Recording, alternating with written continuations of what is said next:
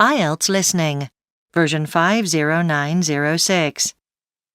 You will hear a number of different recordings, and you will have to answer questions on what you hear. There will be time for you to read the instructions and questions, and you will have a chance to check your work.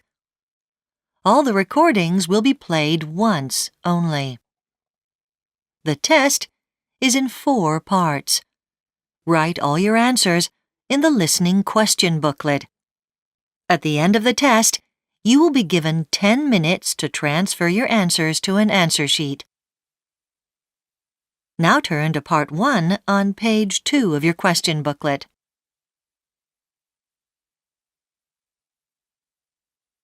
Part 1. You will hear a conversation between an assistant in a post office and a customer who needs to send a package overseas. First, you have some time to look at questions 1 to 8.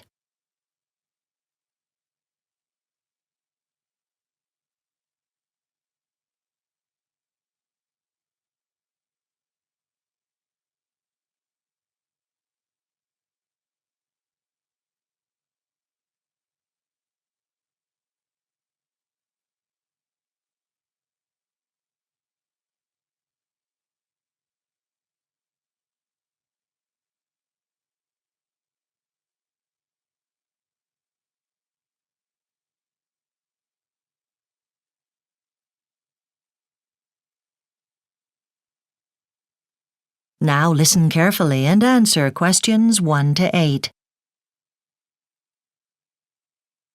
Hello, can I help you? Yes, I'd like to send this package to the USA urgently, but I'm not sure what the best way of sending it is. Well, first of all, when does it need to get there? Well, it's Tuesday today. It's absolutely got to be there by Friday.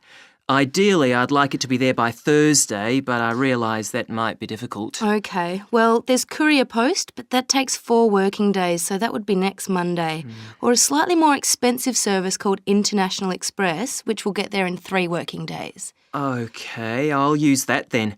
It's really got to be there as quickly as possible. Okay. Can I just take some details from you for the form? First of all, what's your name? Peter White. And your address? 14 Mountain Road. And where's that? That's in Lakeview. Okay, now who are you sending the package to? Anna Hillman. That's Hillman. And what's the address? Apartment 228, North Building, Okay. Upper Park Avenue, And what city is that in? New York. Now, I need a description of the contents of the package, just so customs know what's being sent. I'm sending books. How many are you sending? I need to give the number. And there are 6 in total. Right. And is there anything else in the package? Yes, some photographs. Okay. Before you hear the rest of the conversation, you have some time to look at questions 9 and 10.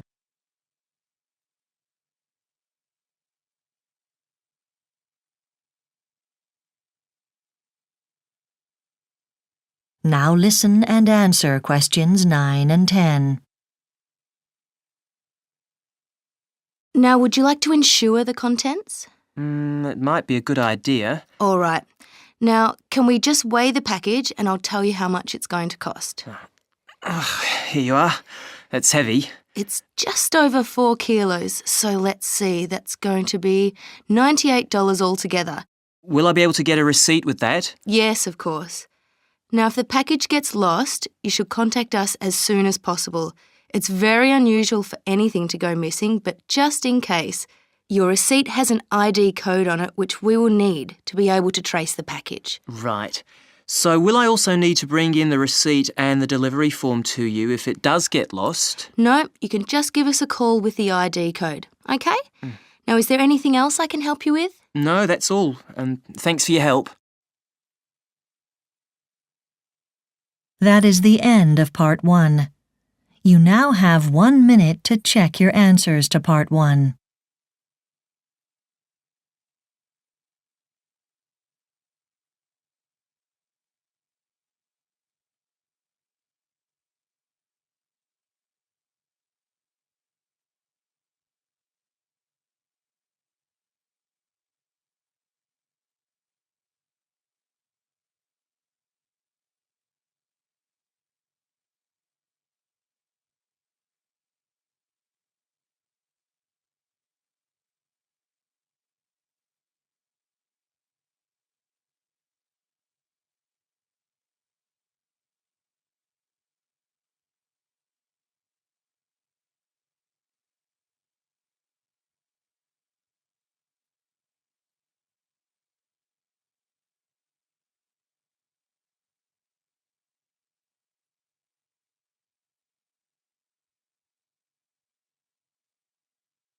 Part 2. You will hear a man called Rob Schaefer, who is the general manager of a new hotel, talking about the hotel to members of the public on the opening day. First, you have some time to look at questions 11 to 15.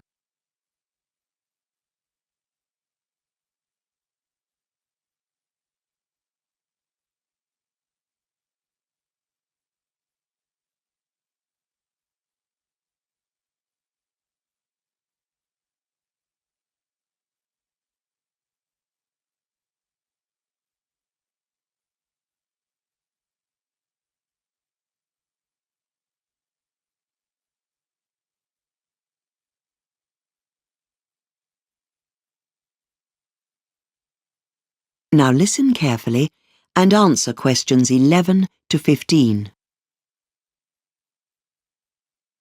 Well, let's get started. I want to thank you all for coming along to the opening of the Montana Resort Hotel. My name's Rob Schaefer, and I'm the general manager here. We're very glad so many of you have come along to see the beautiful facilities we have here at the hotel. We feel we're exceptionally located, convenient for the city, but far enough from the flight path to and from the airport so that guests won't be disturbed and will be able to recharge their batteries in these uniquely peaceful surroundings. Firstly, the guest rooms. What we call the standard rooms are about 80 square feet, very spacious. These come with one king-size bed or with 2 double beds and a refrigerator, and as far as price goes, they go up to $210 per room, but at the lower end of the range, you can get one for just $145. So these are very suitable for our more price-conscious guests. Then there are deluxe suites. These have a separate living room as well as the bedroom. The bedrooms are slightly larger than the standard rooms, with huge windows, and each one has a balcony where you can sit out and enjoy the views, either of the golf course or the mountains, depending which way the room is facing.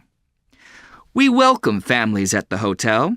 Extra beds for your room can be provided for young children at no extra cost, and that's true even in the summer. Also, we have some rooms that adjoin one another, with a door connecting them. We expect that these will attract parents who want to be able to check that their children are safe easily. All our guests can benefit from the fine dining opportunities in the hotel. In the grill room, guests can watch the flames fly as food is sizzled by the restaurant's master chefs, while the Pantheon restaurant has facilities for intimate dining or large dinners and a live jazz band that spices up the evenings from Thursday to Saturday. Finally, the Montana Cafe is open 24/7 for anything from a coffee or a sandwich to a more substantial meal. Before you hear the rest of the talk, you have some time to look at questions 16 to 20.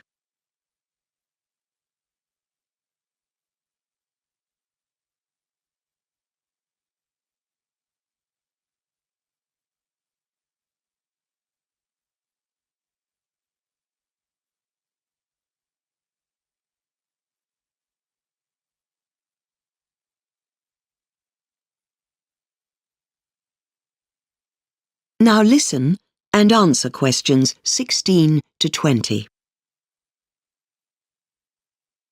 Now let's have a look at our outdoor facilities. So here at the main entrance to the hotel, we're looking north, straight down Peak Road. You'll see a few horses in the nearby field, and the first building on our right is the barn where the horses are kept. We have 12 of them, and they've all been trained here so they know the terrain. Beyond that, you can just see the lake. The road bends around past that, and just on that corner between the road and the lakeside, there are a couple of tennis courts. It's a beautiful setting for a game. I'm sure you'll agree. Then looking on the left side of Peak Road, there's a road that leads off it that's called Valley Avenue. And on this side of Valley Avenue, just past that patch of trees, there's a building with a flat roof. And that's our Olympic-sized swimming pool. This has 12 lanes, and there's also a baby pool for children. The Montana Golf Course is the jewel of our outdoor facilities, though. You can see part of it on the far side of Valley Avenue, and it spreads off west for a pretty long way. It's an 18-hole course with beautiful landscaping. We expect lots of golfers to stay, and one of our aims is to host a professional golf tournament. The last building I want to point out is the office of the Outdoor Facilities Manager. It's in its own building, just opposite where Valley Avenue turns off on Peak Road. Okay, so if you'd like to follow me... That is the end of part 2. You now have 30 seconds to check your answers to part 2.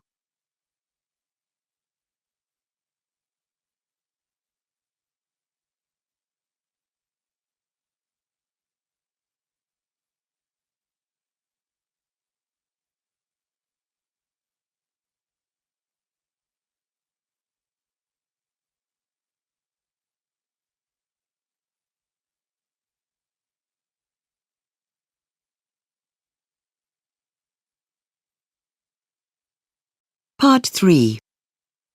You will hear a discussion between a student called Mike and his tutor about Mike's proposed project on oral history. First, you have some time to look at questions 21 to 25.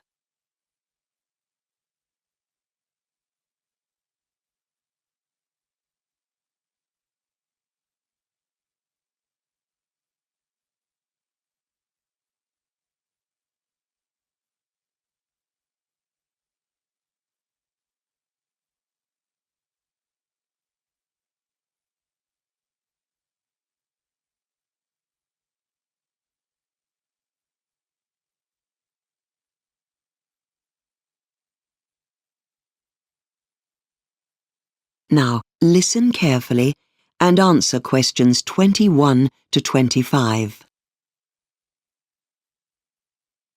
Thanks, Mike, for dropping by. I've read the proposal for your project, which is an oral history of the local football team, particularly the time around 1983 when they won the league championship. But first, how do you define oral history? Well, in fact, I used the definition you gave us last year in our research methodology class. I found the handout in my file. The definition says that oral histories are planned interviews or conversations about some aspect of the past which is considered historically or socially important. The interviews are with people who took part in whatever it's about, so there'll be a record which historians can use later for all those academic articles they write. And although history textbooks are mostly about famous people and important events, oral history can be about ordinary people doing ordinary things. Oral history really seems to have started in the States. You're right.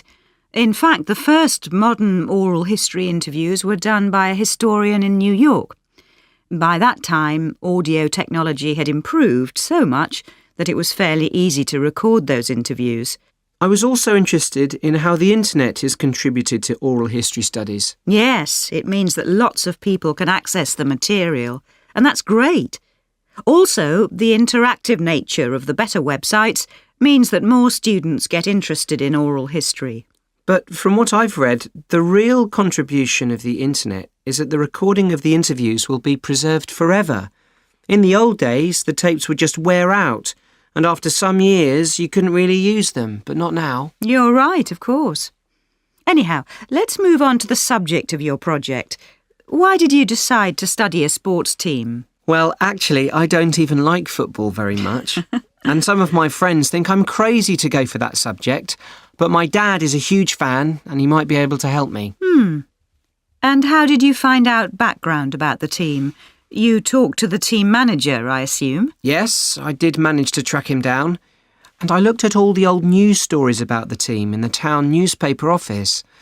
That was where I got the most helpful information.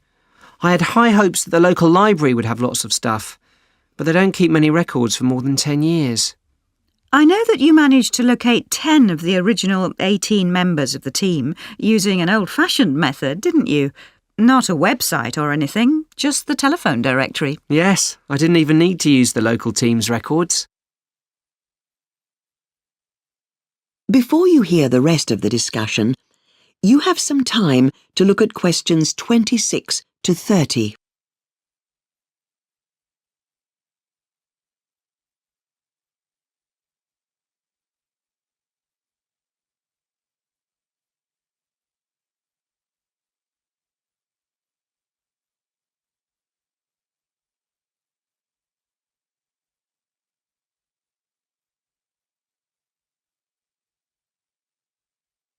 Now listen and answer questions 26 to 30. OK, now I've read your proposal carefully. Overall, your plans seem excellent, but I want to discuss how you might improve them. Great.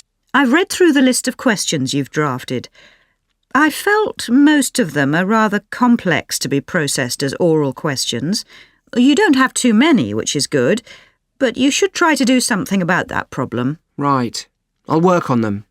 And the time you've allotted for each interview. Actually, I think you may have scheduled too much time for each. You want them to be tight, not going on and on. That makes for better results. I can change the schedule. One thing I'm nervous about is the recording equipment I use. I've got an old recorder. It runs without making too much noise and it isn't complicated, but it sometimes just doesn't seem to work. It stopped during an interview I tried out with my dad. Well, the important thing is just be ready if anything happens. Or take some spare batteries, or even an extra recorder. Now, I'm a little concerned with the subjects you've chosen to cover. The topics seem quite general, not very specific. For example, why did they like playing for this team? You need to talk about more exact things and feelings. That way your results will be more valuable. I'll try to refine them. And, you know, the plan for my report seems to be just to report back more or less what the players say, what happened, when, what they each did and so on. But I'm not sure about that. Yes. Although your outline seems long enough, change it to indicate that you plan to include your own evaluation of the data you get from your interviewees. Anyhow, best of luck on your project.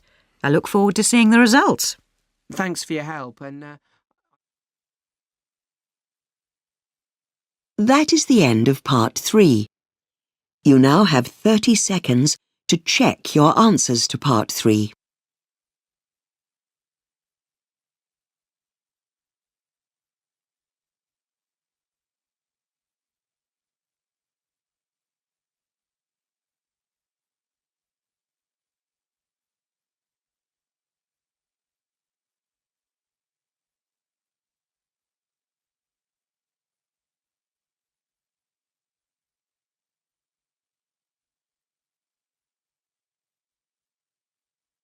Part 4.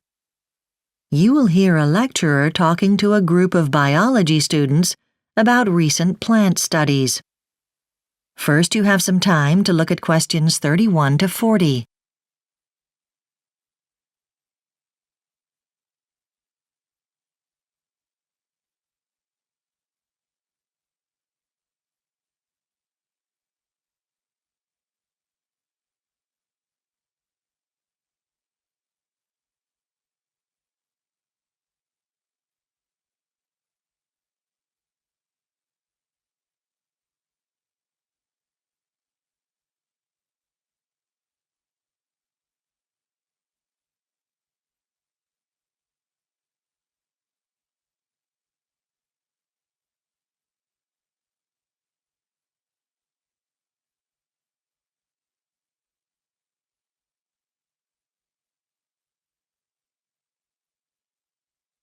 Now listen carefully and answer questions 31 to 40. Good morning, everyone. In the last few weeks, we looked at ways in which different types of animals use their senses. And today, I'm going to introduce the topic of plant behaviour. And we'll look at the reasons why ideas about plants have been changing in the last few years. So, up until fairly recently, plants' lack of eyes, or ears, or noses, or mouths made them less interesting to many members of the public compared to animal species. and even by scientists they were generally regarded as organisms which were essentially passive. However, in the last 20 years or so, evidence has started to emerge that plants can sense their surroundings in quite sophisticated ways. But because scientific attitudes towards plants and their capabilities had been fixed for such a long time, this evidence has been met with some disbelief. So, let's look at some of these recent findings that are starting to change the way some scientists view plant life. It all began with a Canadian study that looked at a species of plant known as the Great Lakes sea rocket. This is a wild plant which grows on beaches. In appearance, it's perfectly ordinary, with little purple flowers and a long stalk. But actually, the plant is far from ordinary. Normally, when the sea rocket detects other plants growing nearby, it quickly grows additional roots. This is so it can compete with these other plants for the available nutrients in the soil, by soaking up as many of them as possible. But scientists found that the sea rocket doesn't do that when the surrounding plants are related to it. And as even animals sometimes find this type of recognition difficult, such a finding was very unexpected. It was an ability that was previously unheard of in any other plant. Since then, it's been suggested that 2 other plants may have a similar ability. These are sagebrush and thornapple. It's been claimed that these plants can recognize the characteristics of their neighbors by sensing properties of the light that is reflected from them. The reason they are able to do this is that all plant species are slightly different to each other in this respect. So, each plant species has what you could call its own signature.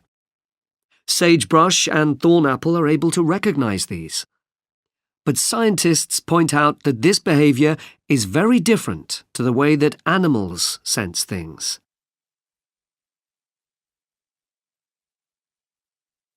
Another type of plant which can sense things in its surroundings is the dodder plant.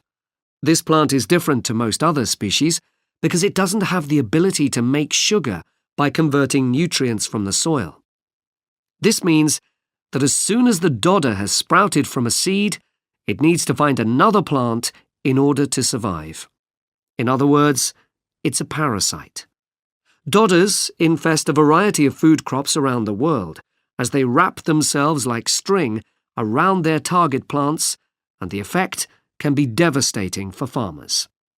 It's particularly damaging to alfalfa, as well as to potatoes and different varieties of citrus.